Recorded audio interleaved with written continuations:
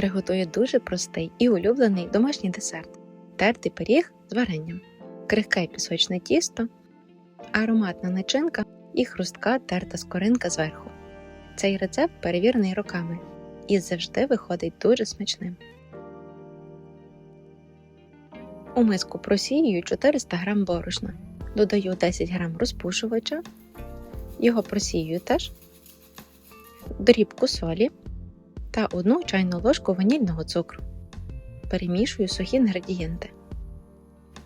Тепер потрібно додати сюди 180 г холодного вершкового масла. Я натираю його на крупній терці. Також можна нарізати його дрібно ножем. Звичайно, для рецепту можна використовувати і маргарин, але тоді пиріг виходить занадто жирним. Тому я використовую вершкове масло 73%. Перетираю руками масло з борошном до утворення ось такої дрібної крихти. Холодне масло допомагає отримати ніжне і розсипчасте тісто. У окремій ємності з'єднаю 2 яйця, 140 г цукру і 2 столові ложки сметани.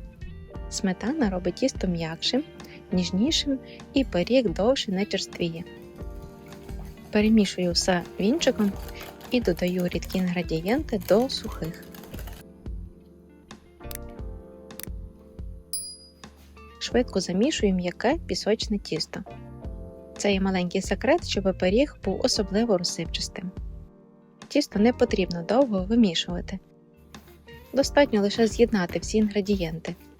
Саме тоді пісочне тісто залишається ніжним і крихким після випікання. Тепер ділю тісто на 2 частини. Приблизно 1/3 загортаю в плівку і кладу в морозильник на 20-30 хвилин. А іншу частину залишаю. Готую форму, у мене 28 на 28 см. Більшу частину тіста розподіляю по формі руками, формуючи основу пирога. Це не складно, бо тісто не липне. Товщина шару приблизно 5-7 мм. Ну і тепер варення. Зверху рівномірно викладаю густе варення 350-400 г. Це може бути будь-яке, але дуже смачно, коли воно має кислинку. Якщо варення рідке, тоді додай 1 столову ложку крохмалю, щоб начинка не витікала. До речі, цей рецепт дуже зручний у тому випадку, коли у тебе залишається варення, яке ти не знаєш, куди подіти. Ну і тепер дістаю тісто з морозилки. Охолоджену частину тіста натираю на крупній терці прямо поверх варення. Якщо тісто погано натирається, тоді поклади його на деякий час ще у морозильник, а потім продовжуй. Викладаю рівномірний шар крихти. Цим самим створюю той ефект тертого пирога.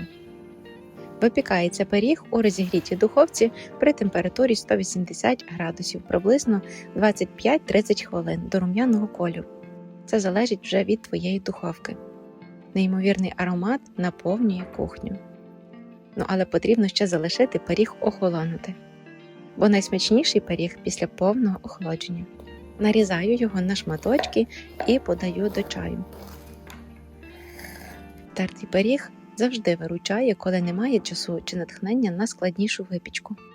Мінімум інгредієнтів, гарний смак і простота приготування. І при цьому тертий пиріг люблять усі. Простий, ароматний і дуже домашній десерт. А також смак дитинства. Смачного!